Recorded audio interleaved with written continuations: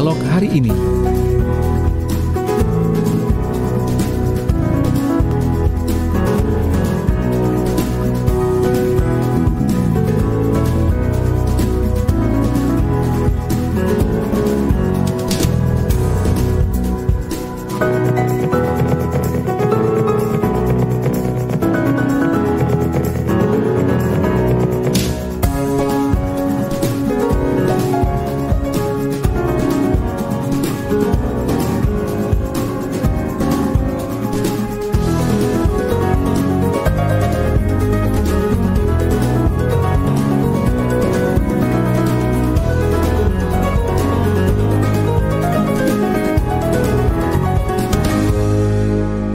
Assalamualaikum warahmatullahi wabarakatuh. Selamat pagi, sahabat. Apa kabar? Di kesempatan pagi hari ini kembali saya Ilham Dianta hadir menemani Anda.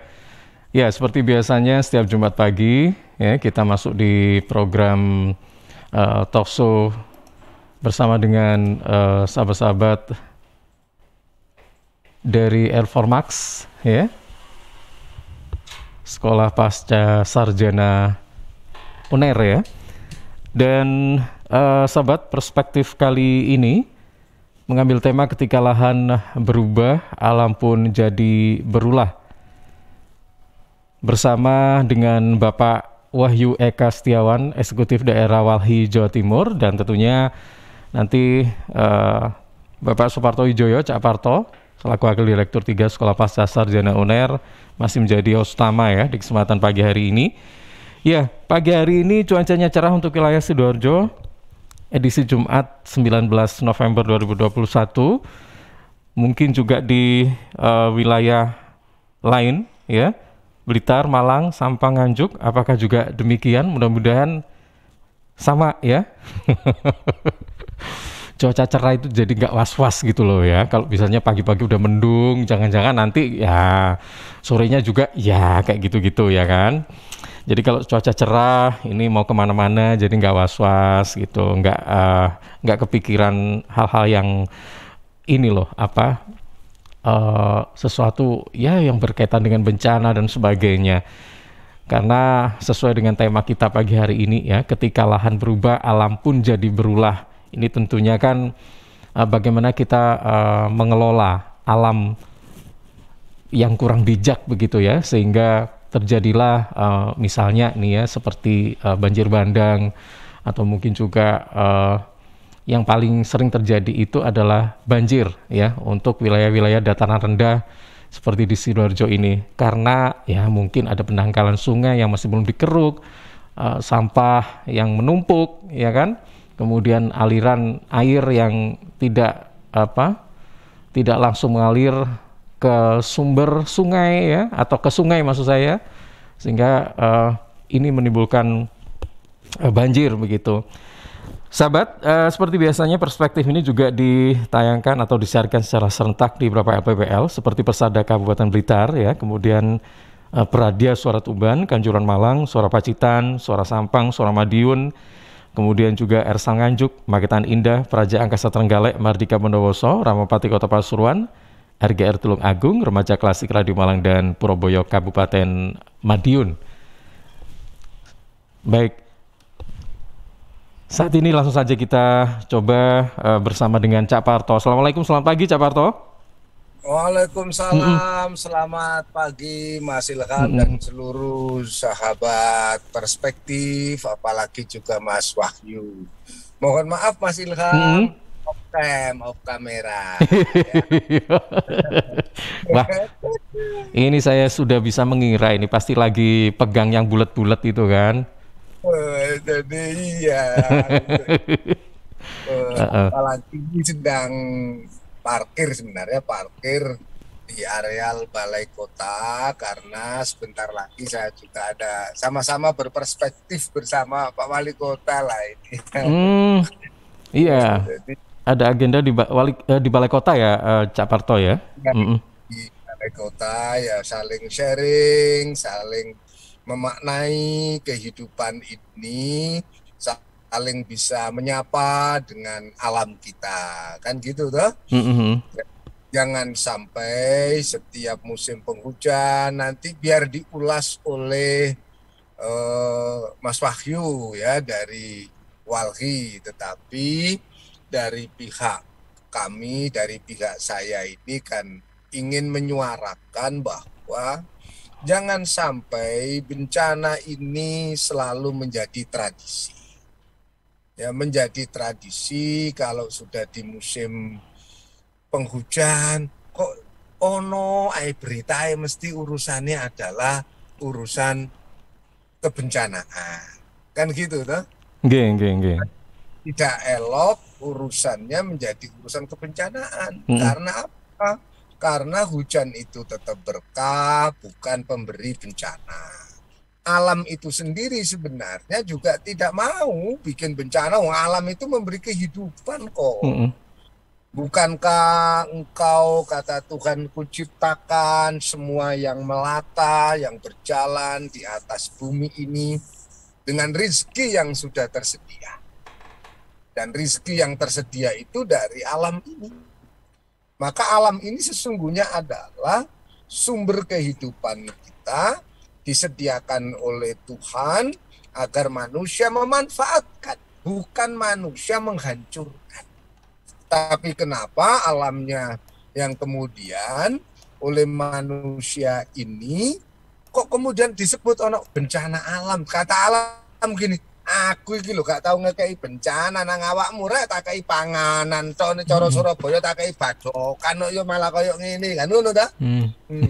Jadi kayak mana yang tidak dapat kita? Asupan oksigen dari alam, air dari alam, makanan dari alam, entah ubi, entah tales, entah padi, entah jagung, entah tembakau sing ono rokok-rokok, buah-buahan, semua dari alam kok.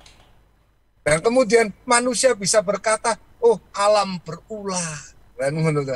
Jangan-jangan karena kita sendiri mengalami satu proses di mana berperilaku yang tidak ramah dan rahmah bagi lingkungan. Mm-mm. Kita selama ini tidak berperilaku yang menyapa alam ini. Yuk alamnya disapa setiap paginya bangun tidur semua bernafas. Nah kenapa hari-hari ini di musim penghujan di era-era kita ini selalu ngomong, musim penghujan waspada dulu mas, dulu zaman aku si cilik nek ono hujan itu udan-udan awak-awak iki ya. Betul. Ini Udan waker panen, seolah-olah kita menyambut dengan panen raya. uh-uh. Hujan itu ada panen raya, ditampung di telaga-telaga. Coba nenek moyang kita dulu itu pasti begini, setiap kampung itu pasti ono telogoi. Pasti. Coba setiap dusun, jangankan desa, setiap dusun itu mesti ono telogo. Dan setelah ada telaga, masih dalam saksikan, di telaga itu, di telogo itu mesti ono gerdune untuk keamanan. Telaganya untuk menampung airnya sebagai sumber kehidupan. Wong sak desa iku lho ngangsu dari air di telaga itu di musim kemarau bermanfaat untuk apa? Mangkok air kita yang musim penghujan dia nampung, kemarau kita manfaatkan gak entek. Karena setiap rumah juga punya sumur-sumur. Nah, terus ono gerdune, gerdu untuk keamanan. Di sebelahnya gerdu, itu mesti ono lumbung pangan. Satu bangunan persegi 5, ya, itu kemudian gawe sumber pangan. Nek ono panen mas, ya ono panen, setiap 10 genggam panenan padi, itu 1 genggamnya dipersembahkan untuk lumbung pangan. Maka zaman biyen itu gak ono krisis air, nggak ada krisis keamanan karena terjaga tadi. Bahkan ono jenenge gerdu itu ono jogoloyo, ya untuk apa? Penjaga keamanan. Jogoboyo, penjaga dari bahaya. Iya toh? Nah kemudian ono sumber. Terus setiap tahun di musim kemarau sumber air tetap ada, makan tetap ada menjelang musim penghujan pula atau selesai panen. Musim kemarau itu kan pasti selesai panen toh. Ono sing dijuluki kemudian upacara sedekah bumi biyen niku. Bukan menyedekahi bumi maksudnya apa? Bersedekah hasil bumi. Jadi hasil bumi kita itu disedekahkan bersama, diupacarakan dengan berbagai macam doa keselamatan. Akhirnya selamat. Nah, zaman saiki gimana? Apa itu alamnya agak meraung-raung kepada kita, kemudian ono hujan bikin longsor, banjir dan lain sebagainya itu karena kita apa? Alasnya ditebangi. Jare butuh apa ora ento cak nebang ento zaman biyen bangunan teko kayu kabeh kok, tapi gak bikin bencana karena apa? Sing ditebang iku sono ukurane. Yang mau ditebang sudah ada ukurannya, sebelum nebang ditanami dulu, kan begitu. Sesuai dengan kebutuhan. Nah, itulah pembukaan ini yang nanti akan dilanjutkan oleh Mas Wahyu dan kemudian dari lanjutan itu sampai penutup karena aku kan gak sampai nutup. Iya. Ini buka ya nutup, tapi Mas Wahyu nanti mengisi di situ. Jadi inilah yang kita ingin tekankan adalah yuk manusia introspeksi diri, bumi kita, alam kita sudah memberikan asupan energi pada kita, kebutuhan pangan kita. Maka jangan pernah urusan pangan kita rusak sendiri. Akan terjadi krisis pangan, munculnya lahan kritis, kan gitu. Mulanya ono lahan kritis. Nah, jangan sampai lahan kita juga bikin kritis kita ini. Nah, ngono ya. Iya, jadi agak susah ya Cak Parto ya sebenarnya kalau sekarang ini. Jadi ngono ya wes. Semangatkan semuanya. Kita sekarang jaga kesehatan, jangan menimbulkan kebencanaan. Yuk, alam ini kita rambut, rumat, ruwat. Jadi ono rambut, rumat, ruwat. Nah, ngerti? Untuk ngerti opo iku ngeramut, opo iku ngerumat, opo iku ngeruwat. Ikutilah perspektif Jumat depan. Wah. Ngeramut, ngerumat, ngeruwat alam. Ya. Nah, itu ya. Matur nuwun. Nah, izinkanlah kita sekarang ini saling berbagi. Sekarang kita dengarkan Mas Wahyu. Saya sudah sampai harus berbagi perspektif bersama Surabaya. Gitu nggih. Baik, Cak Parto. Matur nuwun. Assalamualaikum warahmatullahi wabarakatuh, Mas Ilham. Iya. Waalaikumsalam warahmatullahi wabarakatuh. Nggih. Ini sudah bersama dengan Pak Wahyu Eka Setiawan ya. Mas Wahyu, matur nuwun. Hanya Mas Wahyu. Nggih, Pak Parto, matur nuwun. Berbagi ilmunya dengan sahabat perspektif kita. Monggo. Iya, kita langsung saja sapa ini. Assalamualaikum, selamat pagi. Mas Wahyu, saya panggil Mas saja karena masih muda ya. Mas Wahyu, Assalamualaikum, selamat pagi. Waalaikumsalam warahmatullahi wabarakatuh, selamat pagi Mas. Apa kabar Mas? Alhamdulillah baik.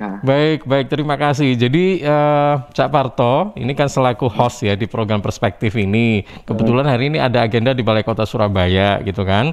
Jadi beliau mohon izin untuk tidak bisa menemani kita sampai dengan jam 8 karena jam setengah 8 ini harus dimulai begitu acaranya gitu. Jadi kita ngobrol berdua aja ya Mas Wahyu ya. Nah, kalau misalnya untuk sahabat-sahabat yang saat ini juga masih terus menyimak program ini yang ada di beberapa wilayah Jawa Timur, di Blitar, Malang, Sampang, Nganjuk ya, Trenggalek, Bondowoso, Pasuruan, Madiun, Pacitan dan sebagainya. Kalau mungkin ingin bergabung, monggo bergabung dalam arti mungkin memberikan pertanyaan atau mungkin juga ya tanggapan dan sebagainya ya. Baik, Mas Wahyu, ini menarik sekali apa yang tadi sempat dikatakan oleh Cak Parto bahwa sebenarnya alam itu sudah memberikan banyak asupan ya buat manusia. Tetapi kalau misalnya kita kurang cermat ya atau kurang bijak dalam mengelola, ini bisa jadi berulah itu loh alamnya ya. Dan tadi sempat dicontohkan mungkin tanah longsor, banjir bandang dan sebagainya. Nah, pertanyaannya itu memang agak klise juga sih. Tapi justru ini yang sering kita mungkin anggap remeh ya. Sehingga bencana itu selalu kalau datang pada saat musim hujan itu identik dengan itu gitu loh. Musim hujan identik bencana, padahal nggak selalu demikian gitu loh. Nah, sebenarnya bagaimana sih kita ini bijak bisa bersahabat dengan alam itu bagaimana nih? Monggo silakan. Oke, terima kasih Mas Ilham. Ya, apa sebenarnya kan disampaikan oleh Pak Parto tadi, sebenarnya Cak Parto tadi, saya panggil Pak gitu kan, karena juga alumni UNER gitu. Nah, ya untuk melihat secara perspektifnya gitu kan, soal manusia dan juga alam. Nah, gini, dalam pendekatan ekologi semisal, kita membicarakan soal hubungan antara manusia ini kan sebenarnya bagian dari ekosistem juga sebenarnya. Artinya dia bagian dari yang hidup, biotik gitu kan.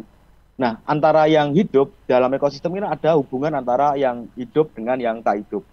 Nah, keduanya saling mempengaruhi satu sama lain.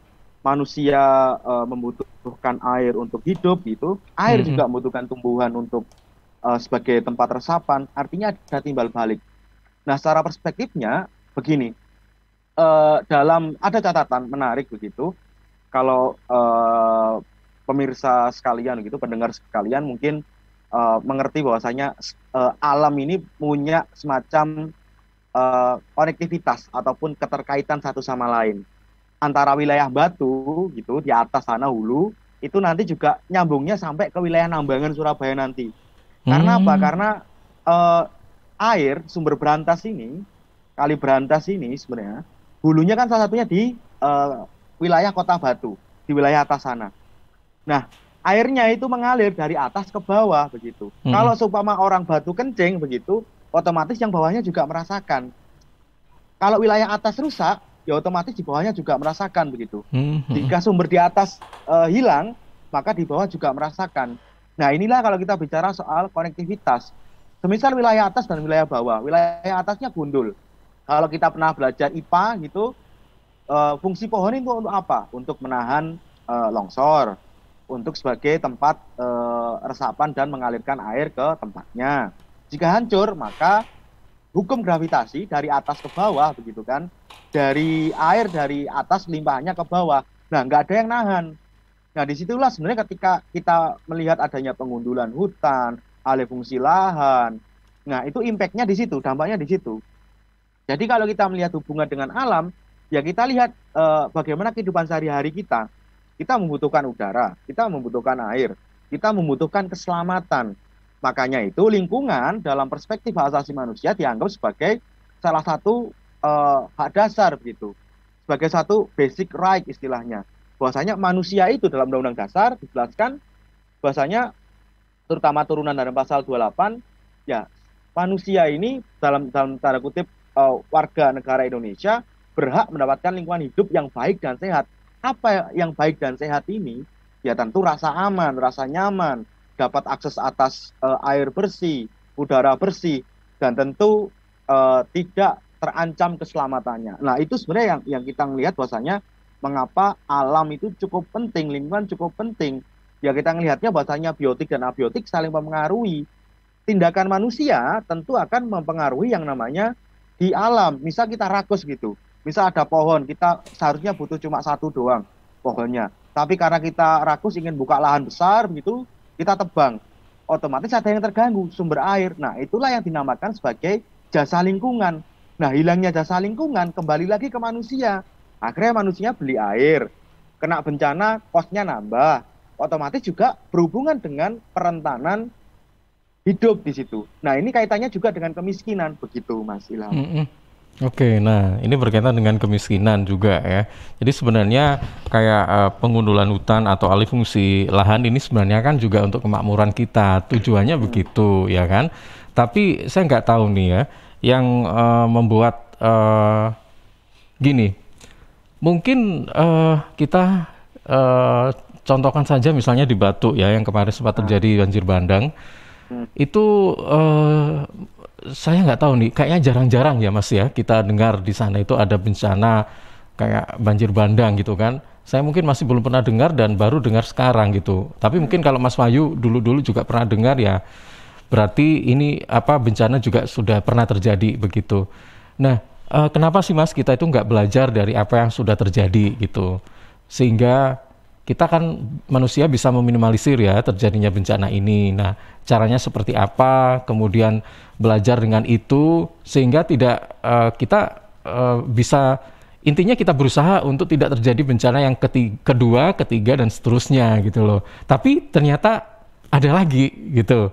Nah, ini gimana nih Mas? Apakah memang yang patut kita benahi dulu itu dari sektor manusianya atau gimana sih? Ya. Kalau dalam koneksi itu sebenarnya kita sudah dihadapkan dengan aneka bencana. Apalagi kalau konteksnya climate change ya, soal perubahan iklim. Perubahan iklim ini kan dia salah satu efeknya, salah satu dampak jangka panjang dari aneka kerusakan dan juga salah satu dampak jangka panjang dari yang dinamakan pemanasan secara global. Artinya mereka menumpuk dan pada akhirnya terjadi setelah ratusan tahun begitu. Nah, terjadinya sekarang anomali cuaca begitu, terus salah satu dampaknya ya kita membicarakan soal curah hujan yang kadang tinggi begitu, dan juga kadang sangat rendah, angin puting beliung, terus ada lagi juga soal soal kekeringan ketika musim kemarau, dan itu semua tidak bisa diprediksi. Nah, anomali cuaca ini, misal kadang pancaroba lebih panjang. Nah, sebenarnya itu sudah menjadi pertanda bahwasanya ya untuk kita belajar, misal kita merasakan adanya perubahan itu. Ketika kita merasakan adanya perubahan, tentu kita merasa nggak nyaman gitu kan. Nah, ketika merasa nggak nyaman, tentu kita akan mencoba beradaptasi begitu. Nah, sebenarnya alam ini telah menunjukkan bahwasanya kita harusnya belajar gitu. Kita harusnya beradaptasi. Beradaptasi itu bukan kita pasrah begitu kan. Beradaptasi itu bukan kita menerima bahwasanya itu takdir, bukan. Karena takdir juga ada takdir mualak begitu kan, takdir yang memang ya sebenarnya itu bisa diubah ketika manusia mau berusaha begitu.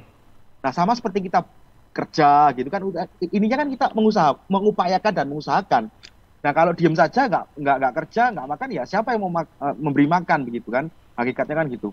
Nah, dalam konteks ini tentu yang perlu didorong adalah bagaimana kita sadar begitu. Masyarakat juga sadar. Terutama dalam konteks ini adalah manusia.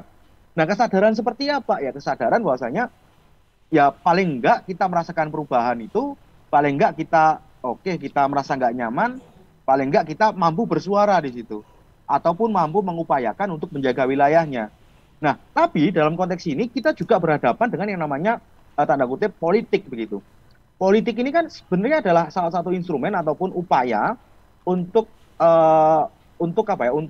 mensejahterakan manusia sebenarnya secara kata dasar politik. Nah, makanya ada pemerintahan, makanya ada kita bicara soal bagaimana tata kelola begitu, bagaimana pengambilan keputusan dan lain-lainnya. Nah, artinya apa bencana yang terjadi sekarang ini kita tidak bisa menyalahkan per individu begitu. Tapi kita melihatnya dalam konteks secara region ataupun wilayah begitu. Ada pemerintah begitu. Pemerintah yang membuat regulasi ataupun tata aturan, yang membuat kebijakan ataupun yang membuat bagaimana nantinya akan dibuat seperti apa. Nah, seringkali pemerintah ini pemerintah ini menghilangkan yang namanya partisipasi. Dan seringkali pemerintah ini nggak ngelihat. Yang dilihat itu hanya indikator-indikator tertentu, semisal indikator ekonomi. Yang dilihat hanya bagaimana berapa investor yang kita dapat, investasi yang kita dapat per tahunnya berapa. Dia hanya berpikir soal itu, tapi tidak pernah berpikir soal indeks pembangunan, misal indeks lingkungannya, indeks kebahagiaan. Apakah kebahagiaan ini harus sejalan ataupun linear dengan investasi? Enggak juga, enggak melulu begitu. Ada yang namanya indeks kebahagiaan. Nah, indeks kebahagiaan inilah kadang jadi ukuran, terutama di negara-negara Nordik begitu, di wilayah Skandinavia, Swedia, lingkungan terjaga, happiness mereka tinggi begitu, tentu juga dipengaruhi juga oleh kebijakan yang berpihak begitu. Ada pengaturan ketenagakerjaan yang baik, tata kelola yang baik, tata pemerintahan yang baik, terus kita bicara soal kebijakan lingkungannya juga baik. Nah, instrumen-instrumen itu sebenarnya sudah ada di SDGs gitu kan, soal Sustainable Development Goals. Kenapa nggak belajar dari situ? Bagaimana pembangunan yang selaras dengan alam, terutama untuk menjaga jasa lingkungan. Bagaimana mereka nggak melibatkan masyarakat di situ, terutama mereka yang paham. Ketika masyarakat berulah begitu dengan melakukan alih fungsi, mengapa mereka tidak membina begitu? Problemnya apa? Misal ekonomi. Ya kita cari akarnya begitu, bukan menyalahkan masyarakat begitu saja. Tentu ada timbal baliknya. Misal masyarakat merambah hutan di beberapa wilayah, misal di wilayah eh, Kota Batu ataupun di wilayah Kabupaten Malang, Malang Selatan itu. Yang masalahnya klasik, ketimpangan begitu. Nah, kenapa kalau ada ketimpangan? Beberapa kehilangan lahan pertaniannya. Kenapa lahan pertanian dijual? Salah satu yang saya dapatkan adalah ya produksi pertanian tidak menentu dan harga jual tanahnya lebih tinggi. Nah, ini kan problem struktural ekonomi, artinya belum ada proteksi dalam pertanian, baik pratanamnya hingga pasca panen begitu. Nah, inilah yang menjadi sorotan, bahwasanya problem lingkungan tentu harus dilihat juga dengan problem ekonominya, problem pendidikan, dan problem tata kelola kebijakan pemerintah. Nah, itu yang saya soroti begitu. Mas Wahyu, bagaimana menyelaraskan ini, Mas Wahyu? Karena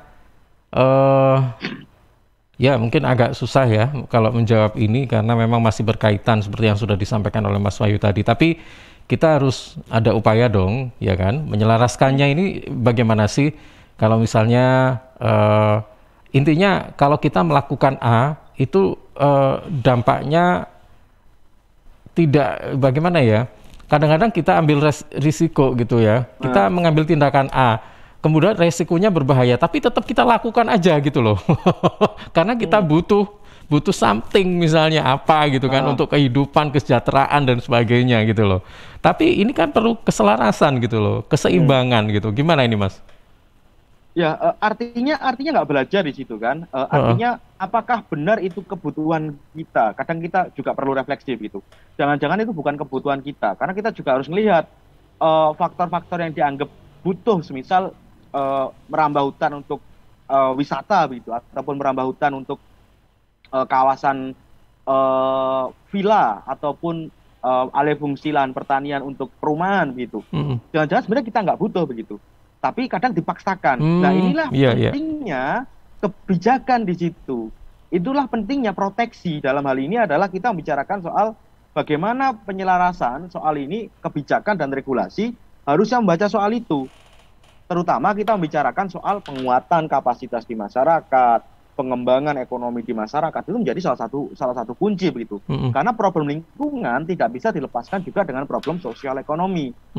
Maka dari itu sebenarnya perlu ditekankan bahwasanya untuk menyelaraskan tentu pertama ya kita harus punya seperti willingness gitu, ataupun kehendak ataupun kemauan. Kalau dalam konteks politik ya political will-nya harus ada. Nah, inilah yang susah soal political will, apalagi dalam situasi politik seperti sekarang, ijon politik marah, politik uang berkuasa, belum lagi kita bicarakan soal problem tata kelola partai yang tidak punya semacam kehendak untuk menjalankan amanat undang-undang dasar. Nah, ini yang jadi persoalan serius begitu. Apalagi partisipasi masyarakat juga masih minim. Nah, ini yang perlu disoroti soal bagaimana mendorong soal partisipasi masyarakat, terutama dalam konteks mereka bersuara menyuarakan begitu ataupun melakukan desakan, tapi juga bicara soal bagaimana masyarakat nantinya juga kuat begitu secara pengetahuannya. Semisal mendorong pengetahuan lingkungan hidup di masyarakat di tiap kampung begitu. Itu bisa dilakukan oleh DLH begitu, ataupun sekolah bisa masukkan kurikulum soal pendidikan lingkungan. Nah, artinya banyak cara yang bisa dilakukan untuk menyelesaikan ini. Tapi saya bicara soal bukan hanya hardware-nya saja, bukan hanya kita membangun ini, bangun itu, ataupun kita melakukan modul dan lain-lain, tapi juga software-nya harus dibangun begitu, ataupun cara pikirnya begitu. Mas Wahyu, menurut Mas Wahyu, apakah sebenarnya apa yang berkaitan dengan kita untuk menjaga, merawat, dan melestarikan lingkungan, misalnya regulasi dan sebagainya, itu sudah ada, terus kita enggan merealisasikannya, atau memang itu belum ada, sehingga masyarakat ini jadi tidak terkendali gitu ya, untuk mewujudkan keinginan gitu. Sebenarnya gimana sih? Atau mungkin sudah ada, tapi ya masyarakatnya juga nggak terlalu peduli dengan itu karena mungkin punishment-nya yang nggak terlalu berat ya atau seperti apa gitu. Gimana Mas? Kalau menurutku sih begini Mas, ada yang namanya Undang-Undang Pengelolaan dan Perlindungan Lingkungan Hidup. UPLH ini sudah jelas. Tapi yang sering kali terjadi di situ dalam UU PPLH ataupun Undang-Undang Konservasi begitu, implementasinya yang sering kita soroti itu. Karena apa? Karena implementasi dari aturan-aturan itu kadang eh, eh, tumpul di atas, tajam di bawah begitu. Seringkali seperti itu. Nah, misal kita bicara soal beberapa perambahan hutan gitu kan. Terakhir baru saja salah satu perusahaan pembakar hutan dibebaskan begitu saja. Artinya kan memang ada satu konteks implementasi bahwasanya aturan ini sebenarnya sudah ada begitu. Tapi dalam penegakannya masih kurang begitu kan. Terutama misal ada masyarakat lapor pencemaran, apakah langsung ditanggapi? Enggak begitu. Kita harus mengkaji dulu enggak. Perspektifnya bukan perspektif korban yang dipakai. Perspektifnya masih bicara soal ya menganggapnya bahasanya itu persoalan biasa. Itu persoalan normal begitu. Semacam ada normalisasi kerusakan gitu. Nah, inilah yang perlu ditekankan bahwasanya memang kita memang perlu membuat aturan-aturan yang terintegratif. Salah satunya aturan yang memang benar-benar lebih bisa mencegah begitu. Kita menekankan lebih ke preventifnya, bukan mengizinkan lalu kita menindak tegas begitu. Karena yang paling penting di sini adalah menjaga. Lebih baik menjaga daripada membiarkan rusak. Ya nanti kita mendapatkan tulahnya begitu. Nah, dari sinilah kita melihat bahwasanya implementasi aturan memang harus ditegakkan gitu, terutama undang-undang PPLH, seringkali pencemaran juga dibiarkan, perambahan hutan juga dibiarkan. Ini yang menjadi catatan khusus. Belum lagi kita bicarakan ketimpangan tata aturan begitu. Misal ada aturan A, tiba-tiba muncul. Nah, ini berkontradiksi dengan UU PPLH. Seringkali seperti itu. Maka yang dibutuhkan sebenarnya adalah dorongan untuk menyelaraskan aturan-aturan tersebut. Agar apa? Agar relate keterkaitan satu sama lain. Nah, inilah yang belum dalam konteks negara kita begitu.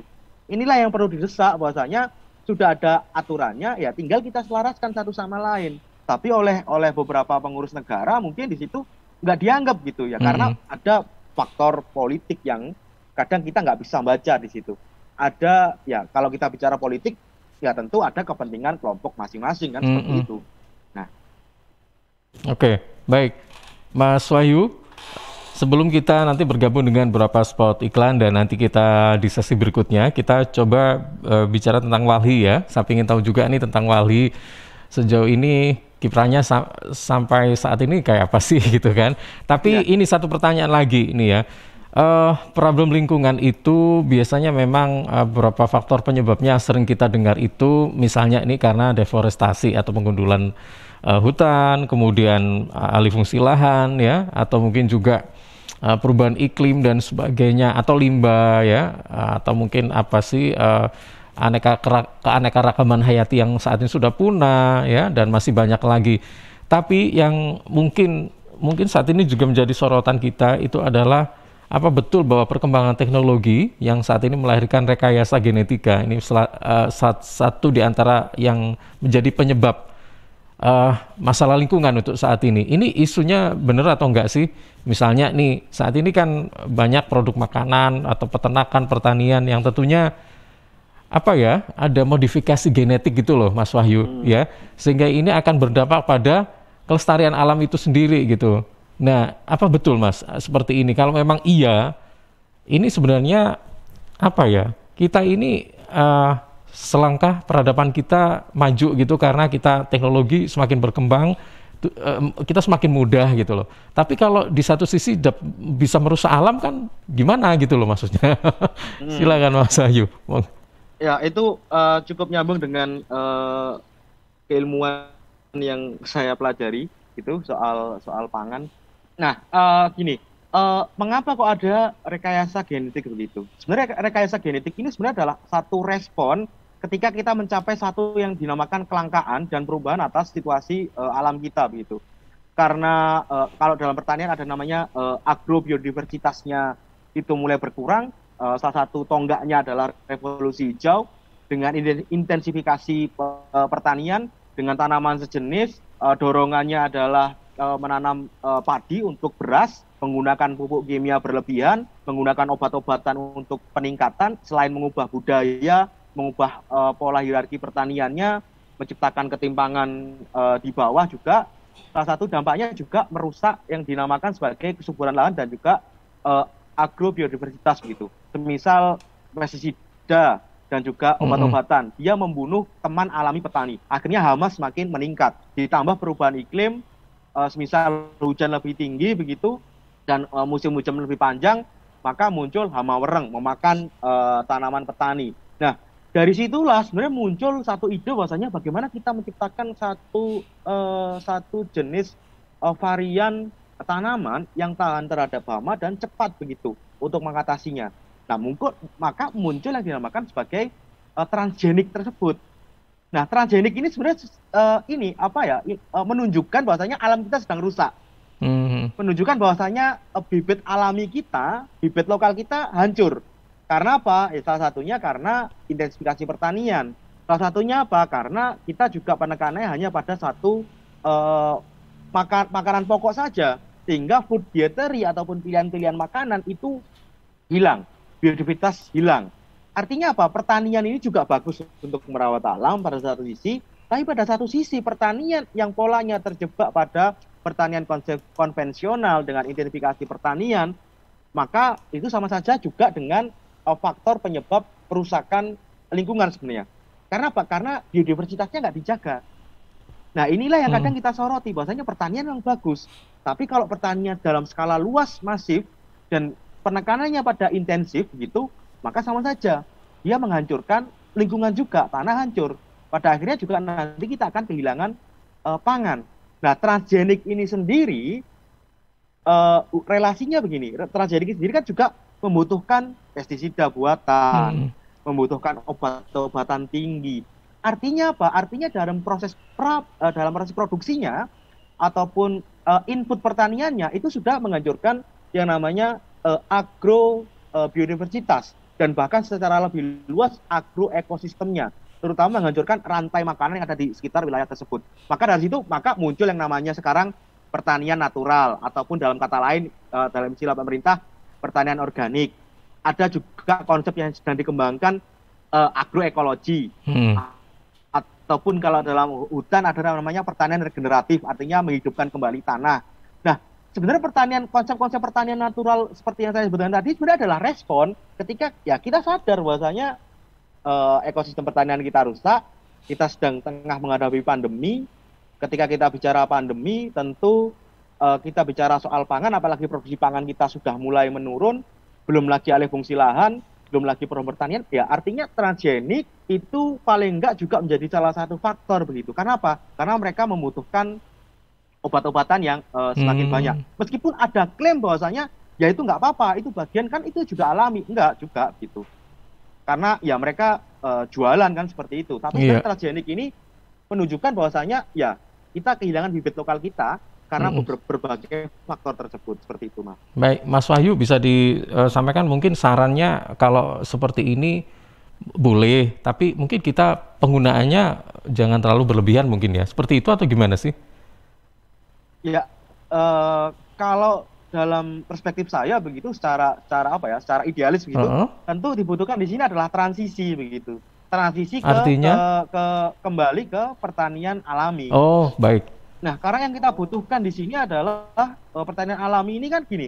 Pada pertanian alami ini kan pertama dia merawat alam gitu kan, merawat lingkungan, dia menjaga pohonnya, dia menjaga sumber mata airnya, dia menjaga tanahnya, dia menjaga tumbuhan-tumbuhannya, bahkan sampai pada skala mikro begitu untuk organisme gitu. Dan paling tidak pertanian alami ini secara nutrisi itu juga lebih bagus daripada transgenik begitu kan. Nah, inilah yang perlu didorong. Lah, tentu nggak semudah apa yang saya sampaikan begitu kan tiba-tiba berubah enggak, tapi ada proses begitu. Artinya menciptakan ekosistemnya itu agar ya kalau percuma saja satu lahan ini organik ataupun natural, lainnya enggak habis di situ. Karena apa? Karena pertanian alami itu tentu akan mengundang lebih banyak hama. Karena apa? Nutrisinya lebih terjaga. Begitu. Artinya perlu didorong di sini adalah transisi dari pertanian konvensional ke pertanian alami. Nah, itulah sebenarnya harus didorong oleh pemerintah begitu untuk meningkatkan dan mencapai soal keamanan pangan ke depan, terutama untuk menjaga nutrisinya, memang harus didorong di pertanian alami dan keanekaragaman pangan. Karena kalau kita terjebak pada beras saja juga nggak bagus begitu. Nah, itu mungkin yang saya bisa sampaikan, Mas. Oke, baik. Mas Wahyu tetap bersama kami ya. Nanti kita akan lanjutkan lagi obrolan kita pagi hari ini. Sahabat tetap bersama kami. Perspektif akan segera kembali setelah beberapa spot berikut ini.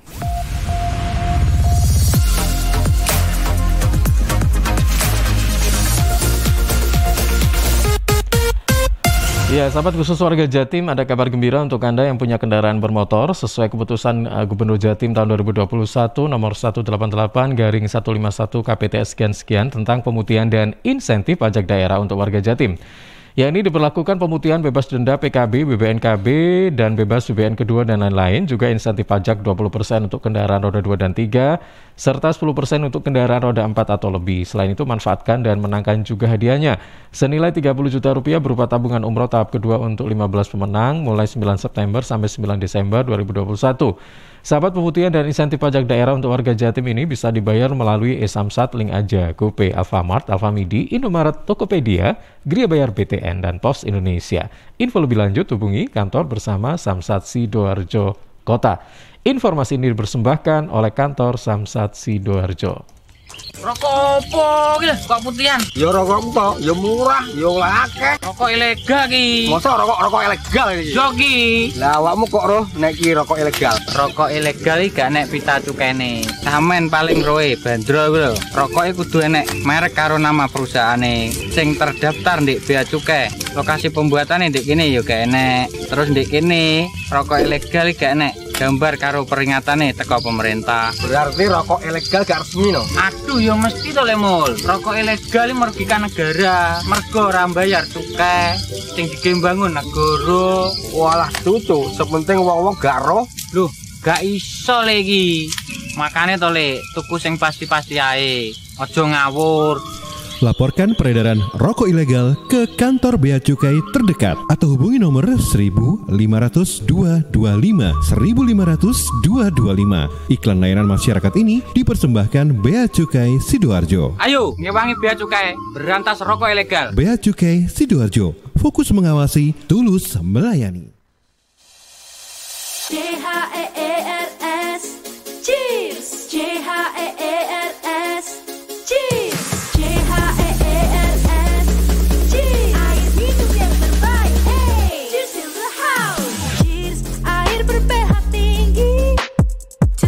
Membantu netralkan pH tubuh. Cheers mengandung antioksidan alami.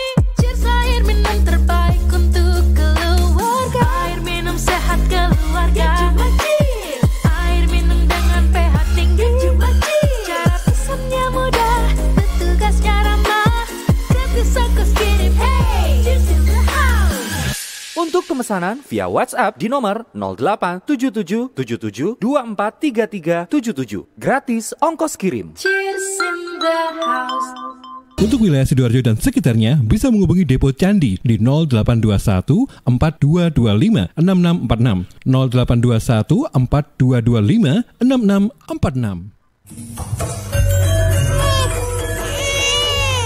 Arek-arek iku rame lapo sih? Mulakno, nek dikandani wong tuwek dirungokno, nek durung siap duwe anak, gak usah rabi. Anake loro, pilek, watuk, ono seseke. Loh, bahaya iku. Ngomong dorong, budalo nang bidan. Hati-hati dan waspada ya. Demam, batuk, dan susah nafas bisa jadi itu tanda-tanda pneumonia atau infeksi paru-paru. Penyebabnya bisa virus, bakteri, atau jamur. Mudah menular lewat droplet saat batuk atau bersin. Tapi, ini bisa dicegah dengan pemberian imunisasi PCV pada bayi dan anak. Imunisasi PCV selain mencegah pneumonia juga bisa mencegah radang selaput otak atau meningitis dan radang telinga tengah atau otitis media. Imunisasi PCV diberikan pertama pada bayi usia 2 bulan, dilanjutkan pada usia 3 bulan, dan dosis ketiga saat anak usia 12 bulan. Imunisasi PCV bisa didapat di posyandu, bidan, puskesmas, rumah sakit, klinik kesehatan, praktek dokter mandiri, dan layanan kesehatan lain yang menyediakan imunisasi.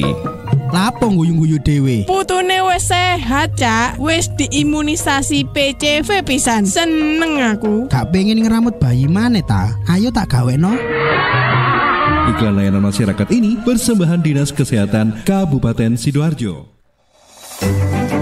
PT Inet Global sejak tahun 2005 bergerak di bidang ICT, Information and Communication Technology, Internet Service Provider atau ISP, web hosting dan domain, fiber optic system, dan satelit atau VSAT, memberikan layanan jasa koneksi internet ke seluruh dunia dengan kecepatan tinggi dan harga yang kompetitif.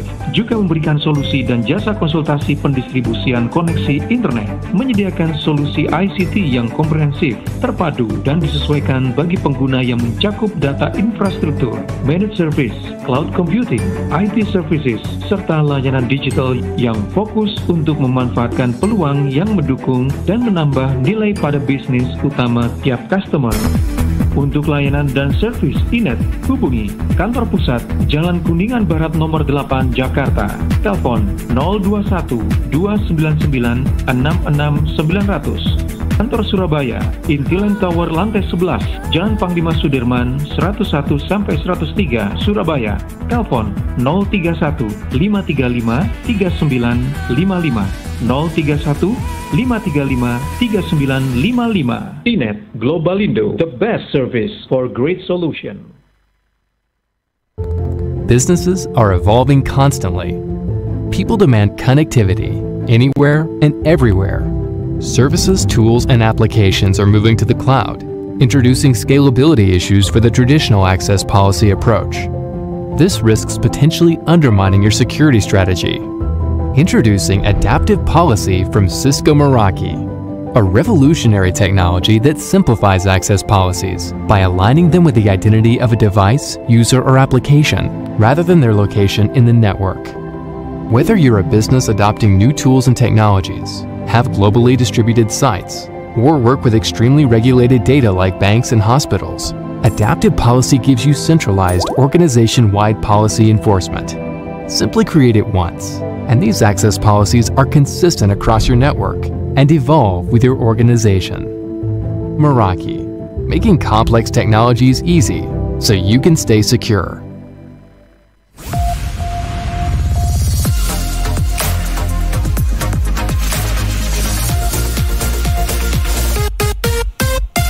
Ya, sahabat, terima kasih Anda masih bersama kami di Perspektif pagi hari ini ya, bersama dengan Mas Wahyu Eka Setiawan, Eksekutif Daerah Walhi Jawa Timur. Mas Wahyu masih bersama kami? Oke, Mas. Oke, masih ya. Nah, ini 6 menit menjelang terakhir obrolan kita pagi hari ini, Mas. Saya ingin tahu juga nih ya, Walhi saat ini yang sudah dilakukan oleh Walhi ini apa saja ini, Mas? Terkait dengan kelestarian lingkungan dan sebagainya. Ya, kalau program-programnya atau apa gitu, monggo silakan. Kalau dalam konteks ini ya, konteks Walhi secara nasional kan ada di 28 provinsi. Nah, Jawa Timur ini kan salah satu bagian dari Walhi secara kelembagaan secara nasional. Nah, kalau dalam kita memiliki 13 anggota organisasi begitu, yang mana salah satu programnya tentu kita mendorong bahwasanya anggota organisasi di situ yang memberikan mandat kepada saya juga dalam hal ini untuk sebagai salah satu bagian fungsionaris dari Walhi begitu. Tentu salah satu programnya adalah mendorong di penguatan dan pengembangan kapasitas di masyarakat, terutama perspektifnya adalah bagaimana jangan sampai bicara soal ekonomi ini, misal ekonomi ini lebih utama begitu. Tapi bagaimana kita mendorong lebih seimbang, atau dalam konteks bangunan itu ada namanya triple bottom line, ada planet, ada profit, ada people begitu. Tapi planetnya menjadi salah satu instrumen utama, lingkungan jadi instrumen utama. Sama seperti kita pendampingan di masyarakat hutan begitu. Melalui program perhutanan sosial, ya kita dorong terutama mendapatkan hak kelolanya, kita dorong juga untuk melestarikan hutannya, terutama mendorong untuk pertanian untuk wanatani ataupun agroforestry ataupun kebun rakyat yang mana berbasisnya adalah basis tanaman buah begitu, yang mana bisa selain menjaga kawasannya, lingkungannya, juga mendapatkan ekonomi lebih, dan juga bisa diselingi juga dengan tanaman-tanaman lain begitu. Nah, artinya kita mengupayakan untuk mendorong masyarakat terutama dalam konteks kapasitas begitu, untuk apa? Untuk paling enggak kita ya menyelamatkan lingkungan, belajar juga berasal dari komunitas begitu. Itu pertama. Kalau secara program kedua adalah Wali tetap mengawal, kita tetap menjadi kelompok independen dan eksternal begitu. Untuk apa? Untuk tetap mengawal program-program pemerintah. Kita kita mengkritisi begitu. Terus kita juga memberikan saran terutama, dan juga bahkan kita melakukan gugatan ketika memang ya itu dirasa tidak pas dan dirasa bertentangan dengan masyarakat begitu. Nah, itu adalah fungsi Wali dalam konteks advokasi. Nah, ketiga, setelah program Wali tentu kita juga mendorong salah satunya mengkampanyekan baik level daerah, nasional maupun internasional soal soal problem lingkungan kita begitu, bagaimana kita bisa menggalang dukungan publik seluas-luasnya untuk apa? Untuk lebih aware, untuk lebih waspada begitu, bahwasanya ada bencana lingkungan ataupun kita menyebutnya sebagai bencana ekologis yang sedang mengancam kita. Nah, disitulah sebenarnya peran Wali secara program-programnya secara ringkas di situ, Mas. Terutama visi kita adalah menjalankan terutama mandat bicara soal keadilan ekologis yang sebenarnya itu sudah ada dalam Undang-Undang Dasar gitu kan. Nah, kita mencoba menerjemahkannya yang lebih aplikatif dan tentu lebih mendorong dalam hal ini adalah perubahan-perubahan kecil yang kita anggap nantinya juga akan menjadi perubahan besar. Bagaimana yang kita cita-citakan adalah Indonesia yang adil dan lestari begitu. Tapi pada dasarnya Wali pasti concern atau fokus tidak hanya pada daerah-daerah tertentu yang saat ini butuh misalnya nih ada daerah tertentu yang memang ekosistemnya rusak begitu ya. Tidak hanya itu kan, maksudnya fokus ini untuk semua wilayah, tidak pada tertentu saja gitu ya Mas ya. Iya, artinya kita lebih luas, kita melihat soal kerusakan dan lain-lainnya. Tapi kita melihat lebih mendorong pada konteks tata kelola. Tata kelola, baik. Kita tidak hanya bicara soal lingkungan saja, tapi kita juga bicara soal hal, karena lingkungan ini kan terdiri dari banyak hal gitu kan. Kita juga bicara soal politik, tapi domainnya masih tetap pada konteks lingkungan. Baik. Mas Wahyu, yang terakhir, gini,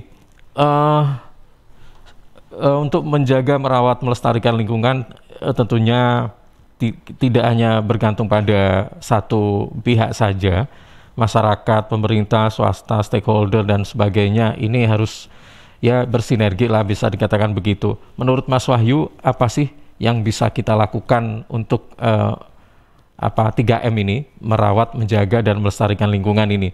Mungkin dari masyarakat itu harus seperti apa, ya? Kalau pemerintah itu yang diharapkan kayak apa, swasta seperti apa gitu, Mas? Sekalian penutupnya, monggo silakan. Oke.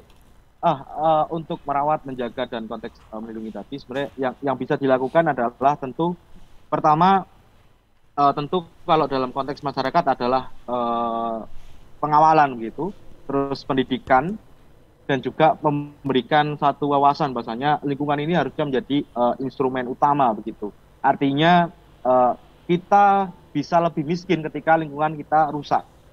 Karena apa? Misal sumber air mati begitu ataupun rusak, kita pada akhirnya juga akan membeli air. Bayangkan saja setiap hari kita membeli air, ketika air galon isi ulang itu 6.000, sehari kita butuh 6.000 kali 3 begitu. Dikalikan sampai sebulan, tentu kosnya akan lebih besar gitu kan. Nah, itu sebenarnya yang kalau dalam konteks masyarakat. Dan ada alternatif-alternatif ekonomi yang bisa didorong. Sama seperti kita coba flashback ke masa lampau begitu. Bagaimana nenek moyang kita kadang juga bisa lebih seimbang gitu. Mengapa kita enggak gitu kan.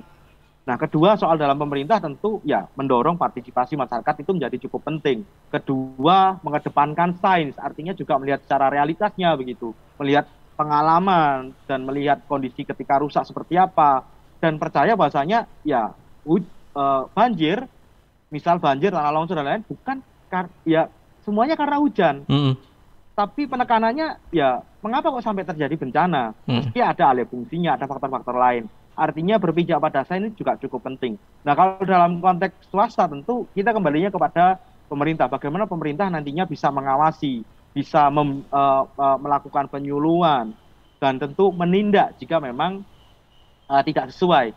Dan secara paradigma juga swasta seharusnya memang tentu menyadari ada aturan-aturan tersebut dan tentu mau belajar dan tentu mau berkomitmen juga dalam konteks menyelamatkan lingkungan. Misal mereka lebih memilih teknologi yang tepat guna, memilih energi yang baru terbarukan, itu juga menjadi cukup penting.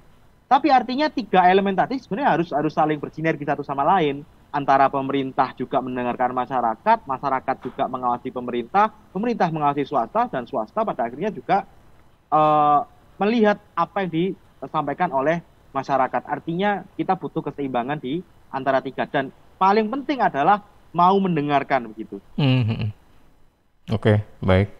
Iya, Mas Wahyu, terima kasih. Kita semakin terbuka ya dengan apa yang sudah disampaikan Wahyu. Oke, Mas Wahyu, mudah-mudahan ini bisa menjadi masukan positif buat kita semuanya untuk bisa terus menjaga, merawat dan melestarikan lingkungan tentunya. Baik, selamat pagi Mas Wahyu.